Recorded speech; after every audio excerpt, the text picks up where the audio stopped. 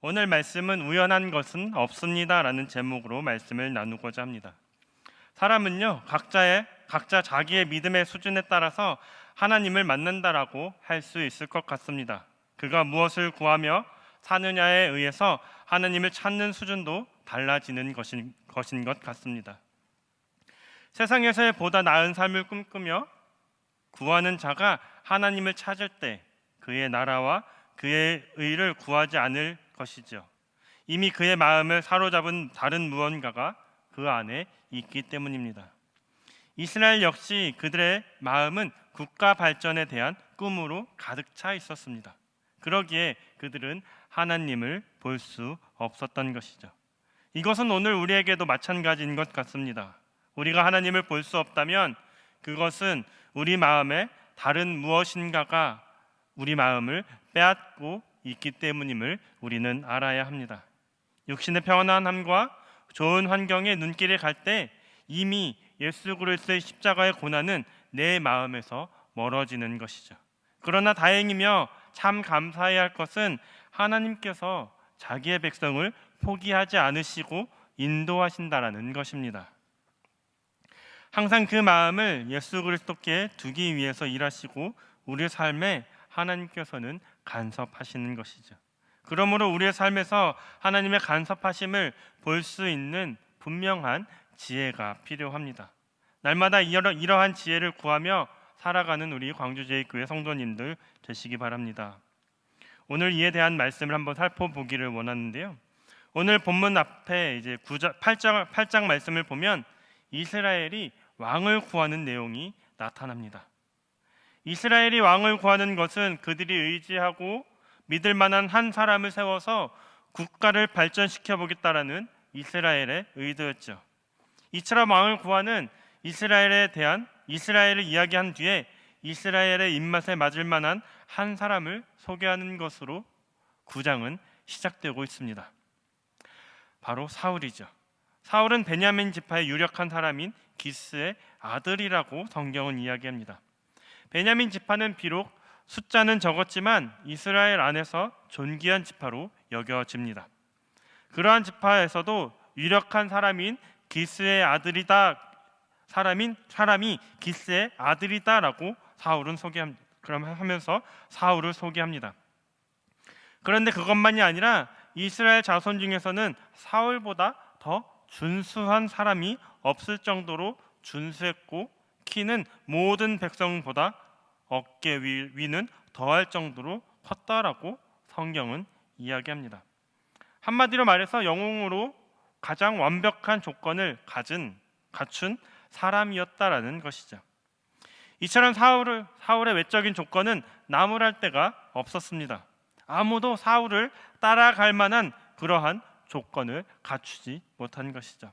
그런데 그것만은 아니었습니다. 3절에 보면 사울의 아비인 기스가 암나귀를 잃어버리고 사울에게 찾아오라고 했을 때에 사울이 열심히 여기저기 뒤적이면서 암나귀를 찾아 헤매는 모습이 성경에는 나옵니다. 잃어버린 것은 말이 아니라 그저 한낱 낙이었습니다. 비싼 것도 아닌데 그냥 잃어버린 것으로 여기자라고 할 수도 있었겠죠. 그런데 사울은 열심히 암나귀를 찾아 헤매고 있는 것입니다. 그 후에 본문 내용을 보면 암나귀를 찾으러 길을 나섰던 사울이 사무엘을 만나게 되는 장면을 우리는 볼 수 있습니다. 이러한 사울이 이스라엘의 왕이 된 것은 결코 우연이 아니라는 것이죠. 하나님에 의해서 미리 준비되었고 이루어진 하나님의 일이었다라는 사실입니다.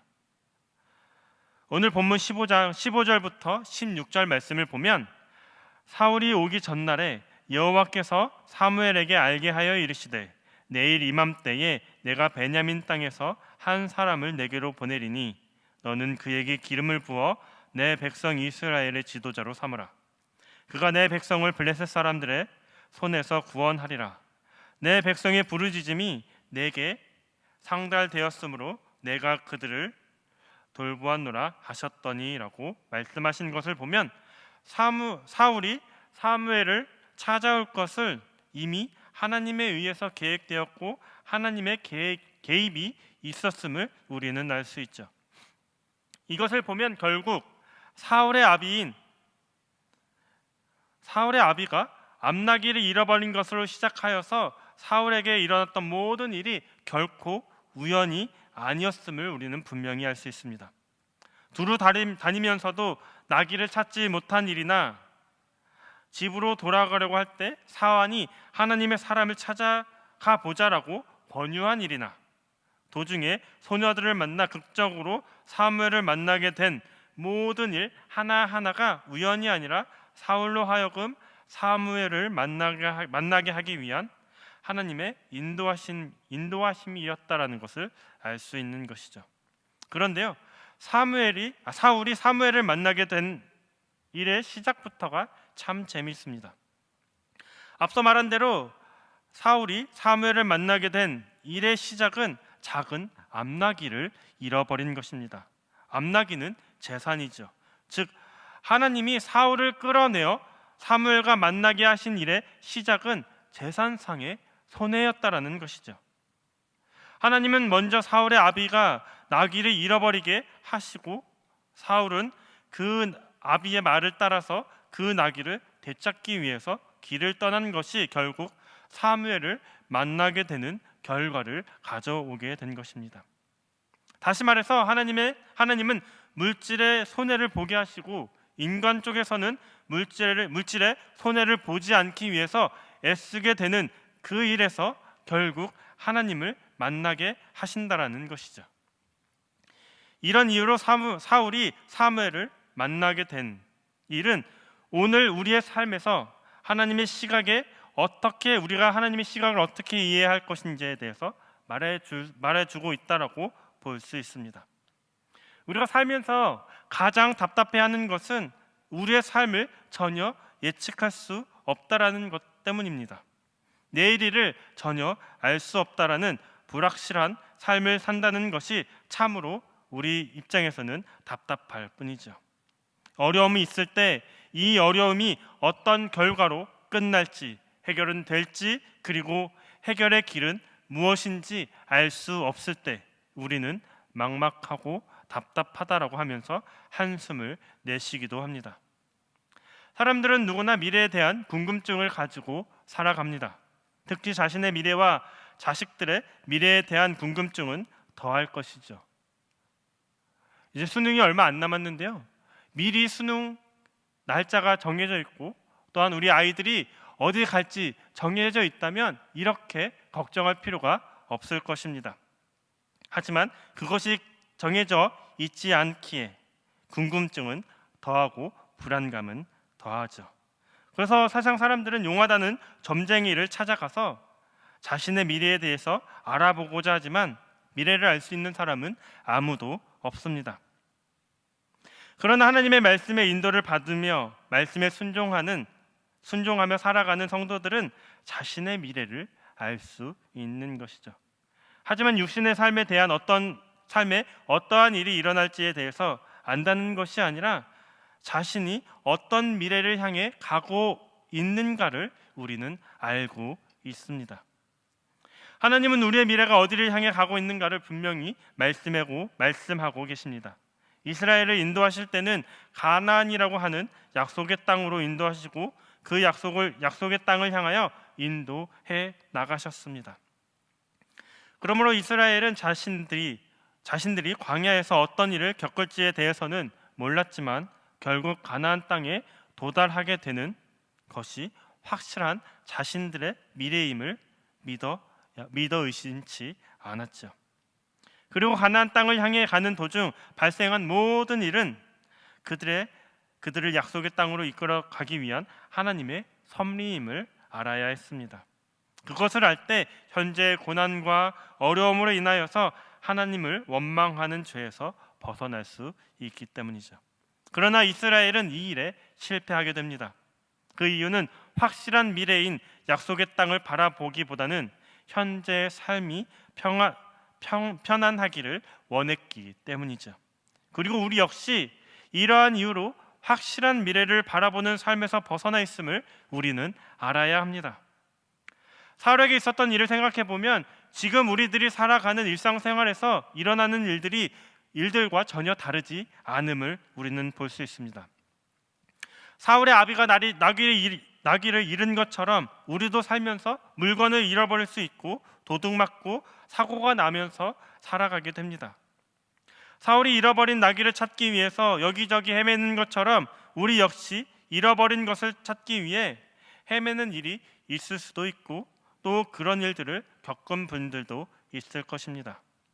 그러나 본문의 사울 이야기를 두고 생각해 볼 때 사울에게 있었던 일들이 분명히 우연한 일이 아니라 하나님이 행하신 섭리라고 말할 때에 우리에게 주어지는 수많은 일상사들도 우연이 아니라는 것을 우리는 알아야 하는 것이죠.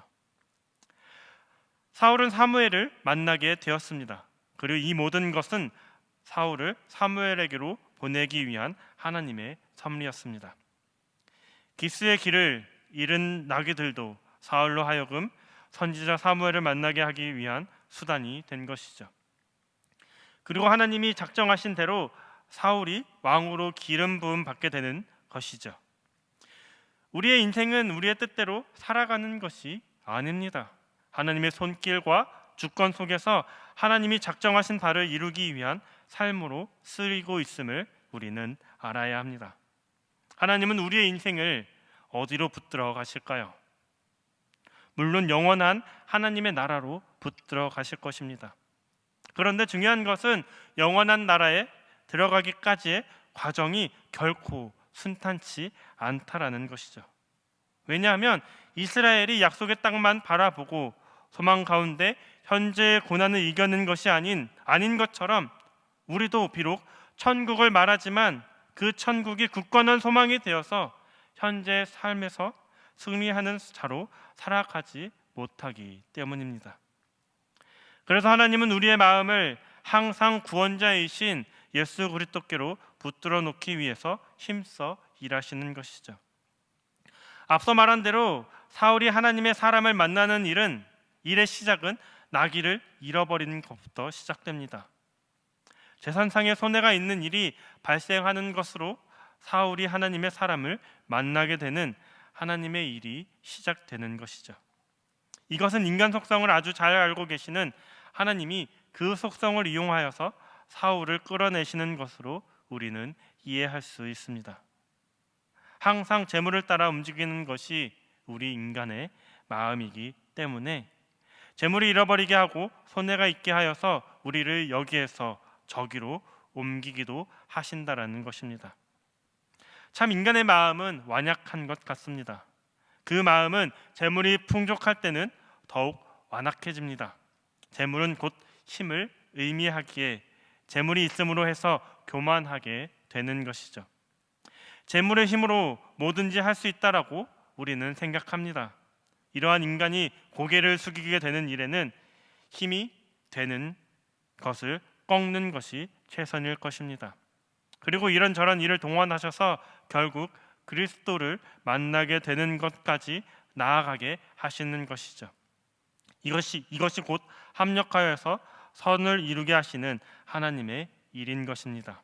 그러므로 우리 성도는 현재의 어떤 일에서도 고민하고 낙심하기보다는 하나님은 이 일을 통하여서 나를 예수님과 만나게 하시고 내 마음을 그리스도께로 붙들어 놓기를 원하신다는 것을 아는 것이 참으로 중요합니다. 이것이 자신의 삶을 이해하는 지혜인 것이죠. 사람들은 대부분 자신에게 어려운 문제가 발생할 때에 나에게 왜 이러한 일이 일어나는지 이해할 수 없다라는 입장을 고수하게 됩니다. 나쁜 일은 악한 자에게만 발생하는 것이지 그것이 신의 섭리고 세상의 이치라고 생각합니다. 자신은 악한 일도 하지 않았는데 왜 남에게 해를 끼치는 일도 없는데 왜 이런 일이 일어나냐고 우리는 되묻죠. 하지만 그것은 결국 하나님의 처사가 부당하다라는 항변에 지나지 않습니다. 하나님은 우리의 인생을 순탄하게 만들기 위해서 일하시지 않습니다. 그러나 일부러 고생시킨다라는 것은 더욱 아니죠. 고난이 없고서 완약한 우리의 마음은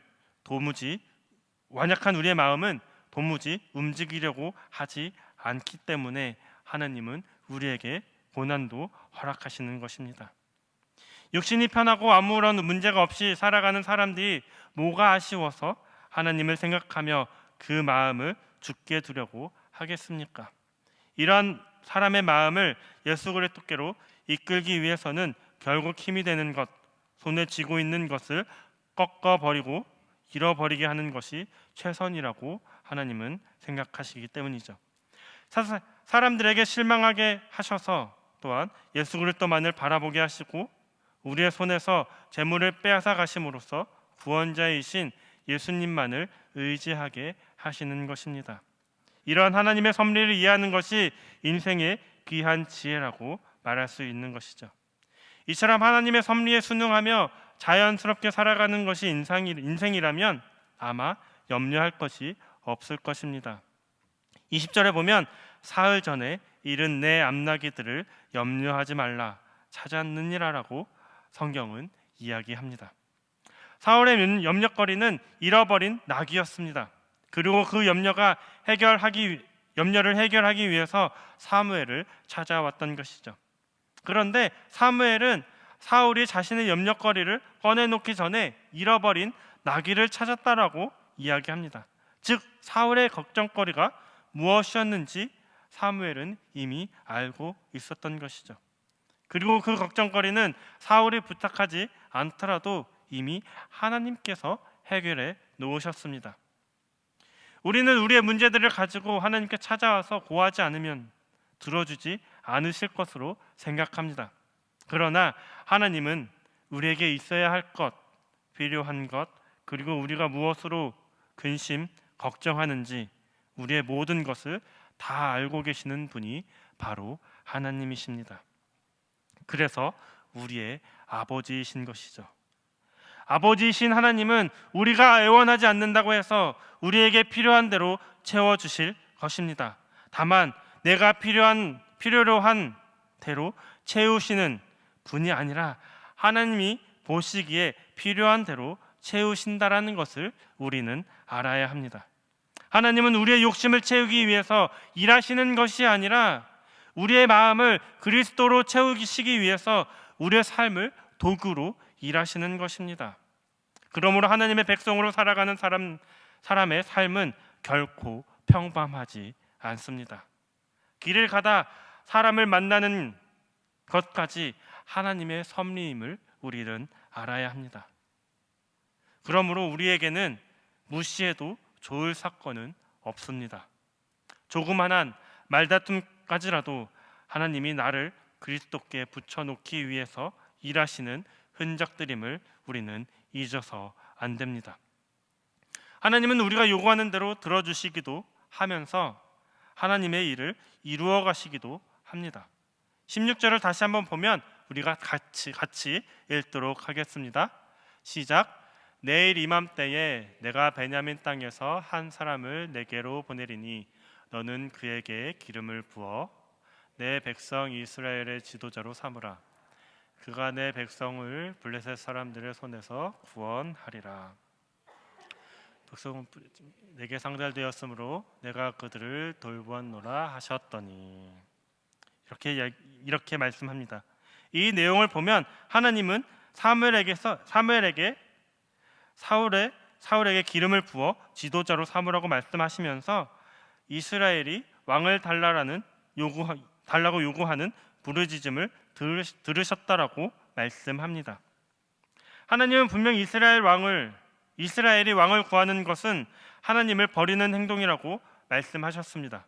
그런데 지금 이스라엘의 부르짖음을 들으셨다라고 성경은 이야기합니다. 뭔가 모순되는 말처럼 들리지 않습니까? 하나님의 말씀대로 하면 이스라엘이 왕을 구하는 것은 잘못된 것입니다. 즉 잘못된 기도라는 것이죠. 그렇다면 그 기도를 듣지 않으시는 것이 옳습니다. 그런데 그 기도를 들으시면서 내가 그들을 돌아보았다라고 말씀하고 계시죠. 그렇다면 이스라엘의 포기하지 않는 기도에 하나님의 마음이 변하신 것일까요?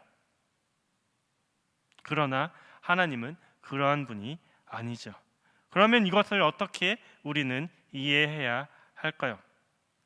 바로 하나님은 이스라엘의 열성의 마음을 바꾸신 것이 아니라 왕을 구하는 그들의 기도를 들어주셔서 그것을 도구로 삼아 이스라엘의 마음을 하나님께로 붙들어 놓고자 하시는 것이죠. 하나님도 이스라엘에게 왕을 세우실 뜻을 가지고 계셨습니다. 그러나 하나님이 세우고자 하시는 왕은 하나님을 대신해서 이스라엘을 통치할 왕이었지 이스라엘의 발전을 위한 왕은 아니었던 것이죠. 그래서 하나님은 하나님의 마음에 합한 왕인 다윗을 등장시키기 전에 이스라엘의 마음에 합한 사울을 왕으로 등장시키고 계십니다. 우리는 하나님이 원하시는 것이 무엇인지를 분명히 알고 있어야 합니다. 하나님이 우리의 삶을 어떠한 방향으로 어떻게 인도하시기 위해 간섭하시고 섭리하시는지 우리는 하나님의 마음을 알아야 합니다. 그리고 하나님의 마음에 순응하는 자로 살아가야 합니다. 그러면 평강이 무엇인지 우리는 알게 될 것이죠. 하나님은 오늘도 우리 가운데 섭리하고 계십니다. 하나님을 믿는 우리에게는 결코 우연이 없습니다. 하나님의 섭리를 떠나 발생하는 사건은 결코 없습니다. 우리의 삶 하루하루가 모두 하나님의 인도하심이며 섭리인 것입니다. 하나님께서 우리를 어디로 인도하시고자 하시는지 하나님의 마음을 여러분의 마음으로 삼으시고 날마다 하나님의 뜻에 따라 살아가실 수 있는 저와 여러분들이 되시기를 바랍니다.